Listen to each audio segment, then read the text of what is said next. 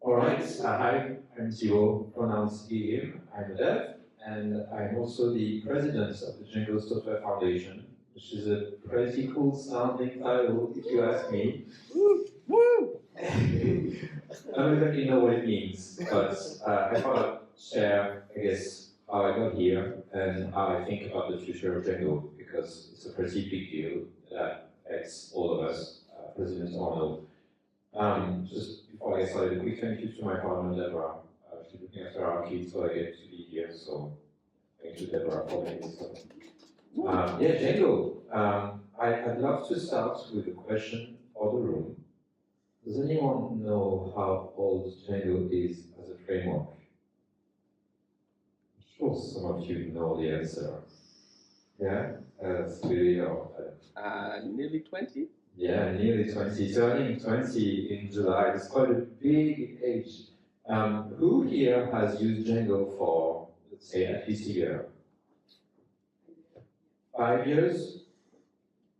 Okay, 5 years, great. 10 years? Any like 10-year Django users? Remember the 1.0 days? No? Okay, great. 15 years? Oh, wow, John, wow. Not strictly a user, but... It counts, I'll take it. Yeah, it's been around since forever. Ruby on Rails beat us by a few months, but yeah, not yet today. Yeah, the web framework for perfectionists with deadlines, quite a big headline that I think is still very relevant. Something people might not know about Django, you in this room you might know already, but it's run by a foundation since 2008. Back then it was super new for open source projects to be run by foundations rather than just random contributors or companies. We were one of the first ones in the web framework space for sure. And an even bigger deal is Django has no BDFLs since 2014. Come here, who knows what BDFLs are? Guido van Rossum for Python is the Python BDFL, the benevolent dictator for life. He used to call the shots on what got in and out of Python, the language. And Django hasn't had that for 10 years. And definitely, since it's a community-run project with a foundation, it is quite tricky for us to make decisions on exactly how the framework should evolve without this kind of singular vision. So we can do work. Again, I just want to note that it's quite rare for frameworks back then to have made that choice. And yeah, it's used all over the place. 100K is the number of projects I'm running with. There's definitely hundreds of thousands, millions of devs using Django, and even more people using Django projects, like as users of websites and apps. Yeah, lots to say here. Please go there. It'd be great. Talk about Django even more. Me personally, I've been using Django for about 10 years now, here and there. And I've been a contributor for 5 years, specifically on the code side of Django and a bit of the community things like Django Plus. And I joined the DSF board, so the foundation that looks after the projects, in late 2023 for a 2-year term over 24 and 2025. And I'm the president as of a few weeks ago. I don't know quite well what it means. I have no idea where you go further after having been the president. Yeah, Adam, you've been around in the Django space for a while. Maybe you'll tell me what makes sense to do after you heavily involved these days as well. So maybe you know. I have no idea. I'm just making it up as I go along, and yeah, we'll figure it out. So yeah, if you want to become the president of Django, that sounds cool to you. This is kind of what I would recommend. And the main purpose of today's talk, I guess, is to convince people who are in this space right there to move forward to becoming contributors. And again, I can maybe give you the bottom line first. So the thing you can do today is, like Safe has shown, help us test the latest version of Django. So Django 5.2 coming up in April. It will only come out in time and bug-free if we have people from the community testing it, which means people in this room taking the time, whether it's in continuous integration or just installing on your local copy of the project and trying it out. Yeah, so I guess to move from this kind of user developer mindset to contributor mindset, I like to think of why, first of all, do people bother why you take the time? And I guess in my case, I think of what kind of impacts I can have. So for me personally, I want to illustrate this a bit, what it means to try and have an impact by looking at the accessibility scores of different web frameworks. So we don't necessarily score like the framework itself, we score the sites built with this or that framework, and we see those sites on average what kind of score they tend to get. So Django's right, like in the middle-ish, those to be in the middle here, but really where it's at is it's scoring lower than the average website out there. The average website is at 84, whatever that means, Django's 82. So why I got involved with Django is to get us from place number 2 or 3 to number 1 spots on accessibility. And yeah, that takes lots of concerted efforts from lots of people.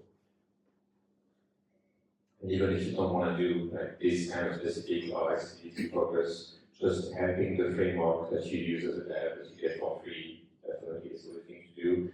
You can convince your boss to sponsor the project, also a very solid thing to do. Yeah, so just like again on my motivation, this is the score over time. So basically we have those numbers out there. We know how different tools compare both across the whole web framework ecosystem and Python specifically, and I want to see go up as everyone else does, but I think it's good to keep in mind those kinds of underlying motivations.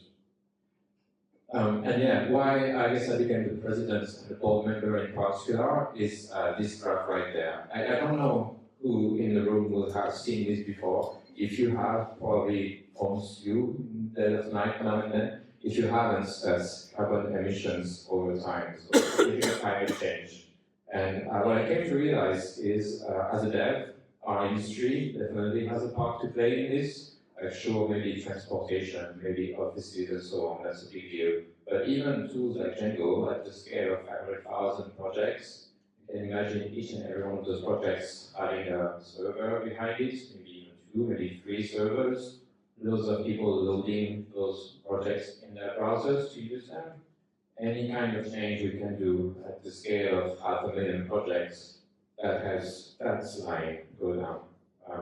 And again, like Django is just a web framework. There are maybe bigger problems out there like transportation, air travel. But as a dev, I feel like I can have a small part in this by helping steer the framework towards things that have lower footprint. And yeah, so again, that's what got me into the whole let's try and steer the community a bit more. And when you are in that kind of place, in the kind of board member mindset, you start to have to wonder about different things than your own personal interests. And that's why I'm talking here today, to talk about the overall health of the projects and the challenges that we have. This talk used to be called those existential threats. And I was already asked by my other board members to not use that term. Maybe it's too big of a word. So yeah, it's just challenges. So this graph right there, again, yet another chart that's quite hard to interpret. We're comparing lots of frameworks and looking at the frameworks' websites, how much traffic it gets from people. The idea being that if a framework's website gets lots of usage, probably means the framework is popular. So the lower on the charts, the more popular the framework is. And at the very bottom right there, you have what I call the stability club, the boring club of tech that's not going to go anywhere, not going to disappear ever. So Django's the bigger line right here. Django, no matter what I say about existential threats, it's going to be there in 20 years' time, no question. Lots of sites have built with it. Lots of devs have their careers built upon it. Python's super popular. Django is not going anywhere. The only question, I guess, is how active we all want to be as far as making it more popular and maybe having it adopt more modern aspects of our dev. I guess just like whether we're going slightly up or slightly down. But yeah, no question that if you pick Django today, one of its big strengths, you can upgrade every version every 9 months, no problem. But yeah, looking at other frameworks, it's definitely interesting to look at the trends. So there's a few lines here over to the right in particular that go down pretty fast. What that means is new frameworks out there getting really popular really quickly. So that one right there, that's the Astro web framework. It's kind of another take on the Next.js of the world. So Next.js right here, got popular quite fast in 2020, 2021, and is more or less stable. Astro is going like this. So that's the kind of thing where, as a board member, I want to think of what are things that they're doing that we should consider as well. There's a catch here, which is that the Next.js and the Astro of the world, they're powered by venture capital funding. I don't know here, who knows, but Next.js, they are on the order of 100 million, maybe 150 now of venture capital funding to make the framework as cool as possible and as high as possible in particular. So keep that in mind when you compare your web frameworks, which ones have something to sell to you and which ones might not. So Django in particular, our marketing budget for this year, can you guess what it is? Zero, yes. We have a $0 marketing budget. It's all volunteer hours. Versus Next.js, probably tens of millions. And yeah, so again, just like one more line to keep in mind. This one right there is HTMX, just like going straight down. And like this, that means HTMX is hot right now. So that's where I want to look and think, okay, those ones, what can we learn from them? What can we learn about the marketing from them? I don't know here who's on social media. HTMX memes are super hot. So if you're not contributing by testing Django's latest alpha release, definitely make some memes about Django. I have all our social media accounts. I'll happily repost them just to keep the hype up. Don't tell my colleagues I said that, but yeah. So yeah, just one last thing on this. The charts tells us what people are using, which framework they are using. It doesn't tell us whether they like them or not. So that's what I want to look at next. Which things of Django should we improve for people who are already happy using it, but could be happier. So now we turn to another data set, which is the Stack Overflow Developer Survey. I don't know here who's taken it or has heard of it, but it gets like tens of thousands of responses every year. It's probably one of the most comprehensive surveys across the whole dev ecosystem. We're looking at numbers for Django's popularity now over the last 6 or so years of the survey. And the numbers, I guess, if you look just at the ones that I've highlighted here, they're not so good. So people who want to start using Django has come from 9% in 2018 to 3% now. That, to me, sounds like a problem. So that means that there are fewer people out there who haven't used Django yet and want to give it a go, despite Python itself becoming more popular as a language. So that's the kind of thing where I want us to question why that might be, and think of whether it's marketing, whether it's documentation, whether it's features of the framework, how to reverse that trend. And yet people who want to stop using Django. So 2018, 41% of existing Django users wanted to stop using it. That number's gone up. So also the wrong direction. So it's quite a big picture, but I think it's worth saying as well. This survey, there's only a limited number of frameworks on there. So there's a sort of effect here where the frameworks that are the cool, like hot new sheets, they're not even on the survey at all. So it's quite natural for the incumbent frameworks to have that kind of trend. But yeah, if we try to adjust for all those kinds of underlying trends, that's the kind of numbers I've arrived at. So people who work with Django, that goes up. People who want to work with Django, that actually goes up compared to the other frameworks in the survey. So again, like overall it goes down, but if you look at all the frameworks, they're all going down, this kind of underlying trend. So it means it's not so bad necessarily. And in particular, if you want to see people who want to start using Django, our numbers actually are good on this compared to other frameworks. So yeah, again, like not necessarily a problem there, but just something that I think as people move from the user/developer mindset to contributor mindset, it's really cool to be aware of those trends and of what moves the needle for open source projects. This chart I think I might skip over. So again, it's just looking at these same numbers as a trend line, and just to illustrate. If you look at this, it's not so bad. But yeah, one more chart to unpack that we'll glance over. I guess the takeaway thing for me here is just that people who use Django may stick with it, more or less. That's kind of what the data shows. So that's good for us. We just need to convince more new Python users to use it as well. So yeah, what do we do about this? How do we move the needle? I think it's really helpful to look at other Python frameworks to see what's happening. And here we're switching to the Python Developer Survey. Oh, it's going to be hard to read. I don't know. Say it out loud. We're comparing usage of web frameworks across people in the data science space and people in the web dev space. So in all cases, there's lots more web dev people using those frameworks, which makes sense. What I think is interesting here is the difference in framework usage between data science folks and the web dev folks. It's really small for Flask. That means amongst data science people, Flask is reasonably as popular as it is for web devs.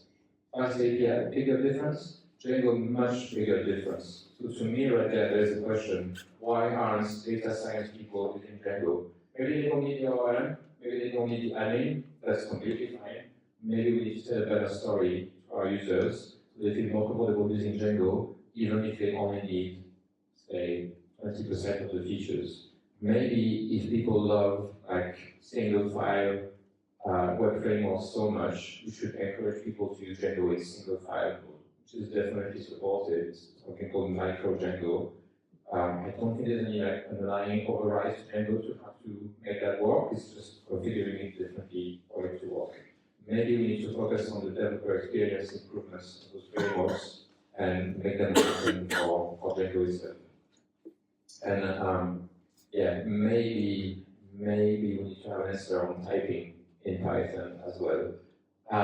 Who here likes types in their Python code? You just show your hand if you like types. One hand doesn't like type, lots of hands that do. Who here actually types their project? Okay, yeah, that's the kind of trend that's, yeah. I don't think necessarily Django has to adopt typing, but we have to have a good answer because the people who use Fast API, well, let me tell you, they talk about types all the time and how much they love them. Yeah, there's Django Ninja for API users that adds typing to Django that people tend to like as well. But yeah, I just think we have to have a position on this and think of how that fits with Django overall. Who here uses Ref, the internal formatter? Yeah, a few people.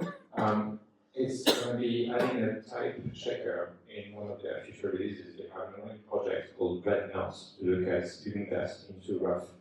Let me tell you, with Ref popularity rising from month to month, year to year, then adding a type checker into a tool that people already use anyway, is going to be a big deal for Python and for Django as well.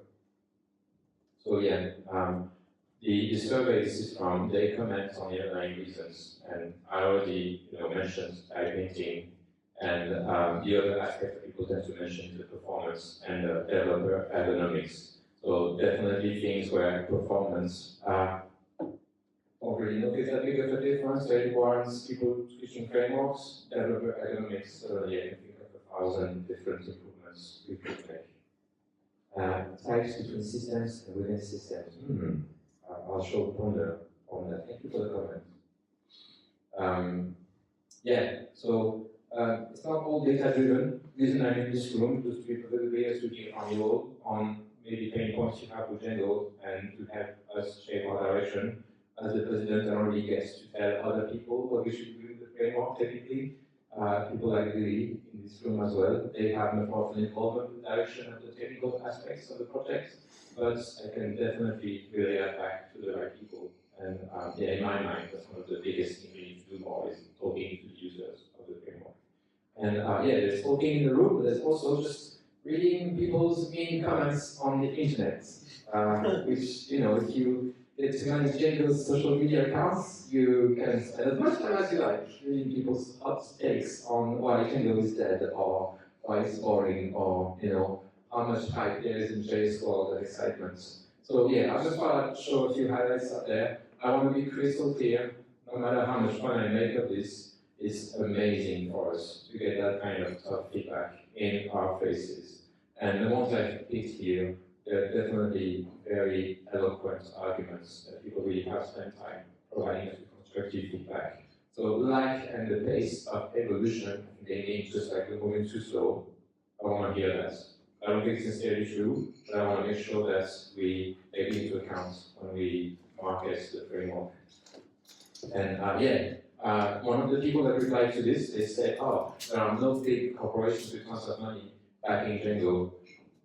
And that's kind of true, to be honest. The people that tend to back Django, there's very few of them compared to how many users we get. And the donations is definitely not millions of venture capital dollars. It's more like tens of thousands. And all of that gets straight back to Django development. We have John in this room. John's company is one of our corporate sponsors. Thank you, John, for being about this.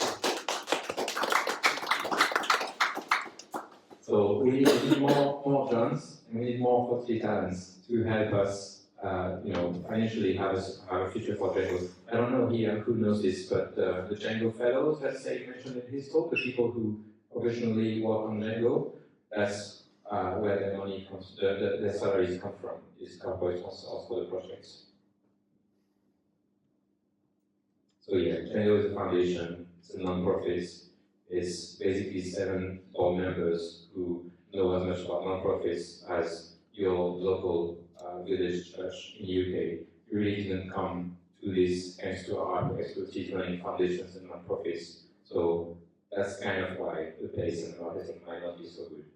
It's not because of our willingness to blindly seek the purpose of Django. I have no idea what the original purpose of Django is. It's a valid take, but definitely, in my mind, reason why we're here, why we might be lacking in innovation and pace is competing with those frameworks with the marketing budgets in the millions. And yeah, definitely, if you want a fast pace of innovation, the JS ecosystem, I love JS as a language. Like just the other day, I spent like 10 hours just switching from one build tool to another. So if you want excitements, again, I love React as a library, to the React ecosystem, like how much do you want to spend going from 16 to 17 to 18 to 19? Oh boy.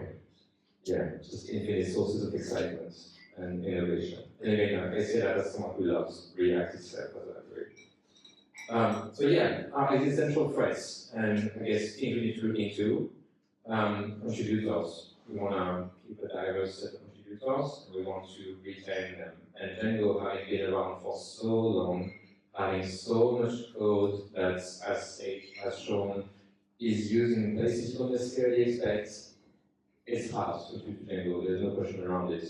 And that's why we need programs like the Django Space that Sage mentioned as a program to help us onboard new contributors.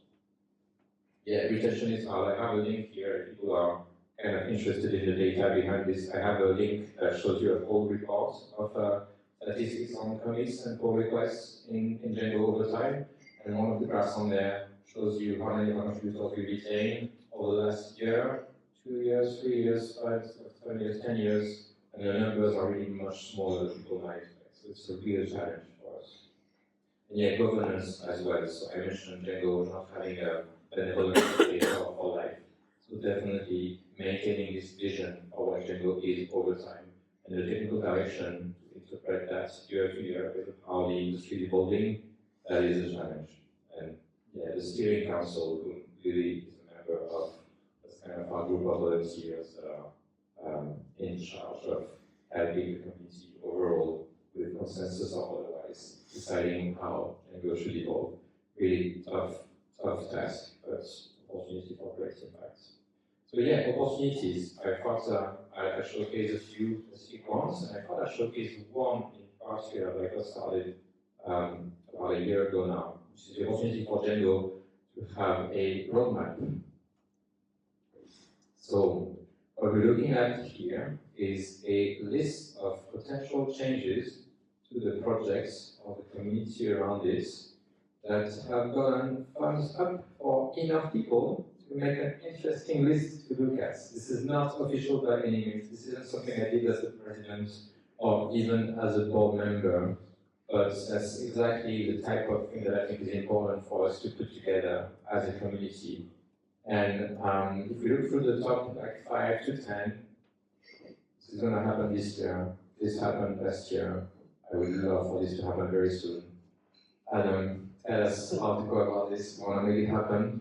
Let me transfer the repo. Yeah.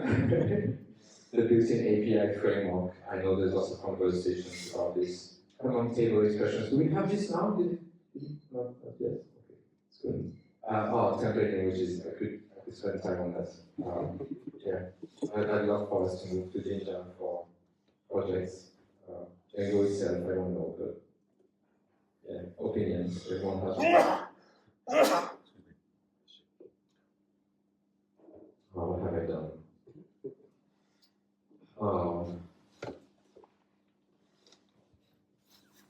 We'll get there.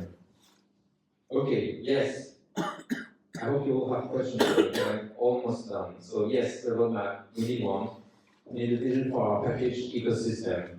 There's lots of discussions about should we add this to Django, should we add that, should we have a better API framework, should we have a better template language, should we have Django upgrades? Our answer tends to be, please use the package ecosystem, which is, I think now 18,000 Django packages. It is hard to navigate all of that, but it is definitely way more room for us to innovate collectively in there. What I think the foundation needs to do in particular, though, is having a vision for how we do that. So how do devs do Django day-to-day combine some of those 18,000 packages into their project? It's a non-trivial task. A more professional foundation, yeah, again, I'm a volunteer. Marketing is not my forte, so we might just need to hire more people who are paid to do this for a living. That needs more funding though, so something to keep in mind. And yeah, more discussions with our community. So again, I want to make clear the mean internet comments I took a day at, it's great for us to have them. I think it's just important to have a kind of back and forth, and also maybe to have more formal ways to get the feedback. So the surveys in particular, I think it's also an example of what it means when you take time to complete those surveys, you use the results to inform our direction. Yeah, that's me. If you use Django, come say hi, I'll give you a sticker, and tell me how you use Django, and also tell me how to convince your boss to sponsor the project. Thank you.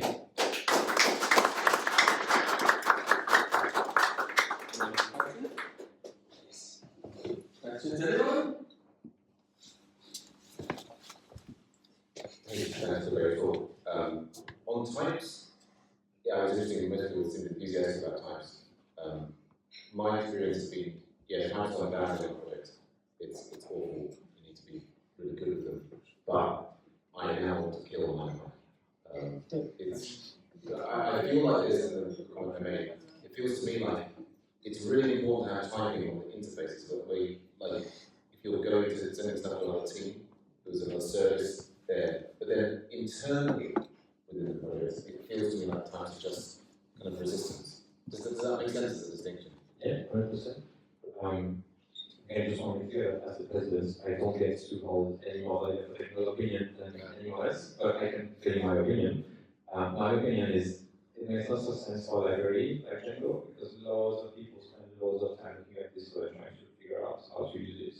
So whether you like the, I guess, correctness checking aspect of types, I'm not sure that's even relevant, because just as far as documentation, it goes a long way to be able to say, oh, this thing is this or that type. And at the scale of Django, it might take time to write those types, but once you have literally millions of devs are benefited from them.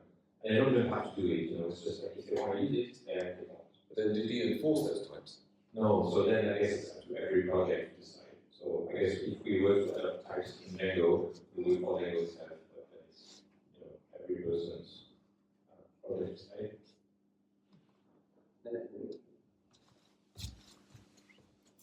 I haven't mentioned, I managed to spend the whole time talking about AI, but I think there's something to say about types and AI as well. Any questions about AI, let me know. Sorry. Sorry, this isn't AI. So any project that people actually use is going to have features developed or improved developed. Okay, cool. Yeah. So yeah, that's naturally going to have to feature requests. But Ginger 2 as a feature isn't the thing that's stopping someone adopting Django or then kind of curious, how do you identify what features or aspects of Django are stopping people from using it or going to do something rather than just what's the most popular missing feature? Good question. So, little caveat here that aside from my whole methodology, I also do this kind of thing as a day job on the Whitetail CMS, which is built on Django. So I can tell you for Whitetail, it's really simple. You just spend lots of time talking to people and asking them what made you choose this, which other options are you considering, what are your deal breakers. And people might not tell you when it's just their personal size, but when it's Fortune 500 company, they'll tell you exactly what's the deal breakers. And not even Fortune 500, but just UK governments adopting a framework, deciding between, say, Django and Next.js for their projects, you hear, loud and clear, what might be the pain points. So in my mind, there's two answers to this question. There is being around, having people around in those discussions to start to get a sense of the bigger picture, and then there's simply having better marketing, to be honest. So there's loads of those things where I think people say, oh, we want like this shiny new thing, when actually what moves the needle for them, maybe the framework being super fucking stable. Like literally the other day, I had someone tell me like the Django 5.2 upgrade, they literally just say like, oh, I only had to upgrade the version number in my dependency file, and that was it. I don't know many frameworks of the size of Django that can make that happen. So yeah, being around those discussions with people who compare frameworks, having people that span maybe Django plus Laravel, and asking them which aspects of Laravel they want to steal, which things are killer features there, and then the marketing aspect of this, helping people understand what they get from the framework. Any more questions? Hey, yeah, thanks so much for the talk. Really interesting to listen from like a business competitor perspective, not seeing the number go up too much. Thanks so much for that. There was one graph you showed, and it was like all 10 plus or so frameworks. And I noticed there was it was the one we talked about, venture capital reduction, that's the one. I'm curious, what happened sort of mid-2023? So, right out there, Yeah. probably nothing. It's the short answer. The bigger thing is having this kind of data comparing frameworks is really tricky. The numbers I have to look at are the download counts, and download counts from ecosystem to ecosystem. They tell very different stories because they depend a lot on how much CI adoption there is, stuff like that. So this specific data set called Django, it essentially has all of the websites in the world, or at least 20 million of them. And just having this kind of data is hard to manage. So yeah, this is probably just a belief that is whether any actual change in usage of the frameworks. But yeah, look beyond the one belief, like look longer term, the trend lines, and you can see some trend lines being really flat and some being definitely directed downwards. Interesting. Thanks so much. Any more? All right, well, we can talk to Thibaud afterwards. Thank you. Thank you again.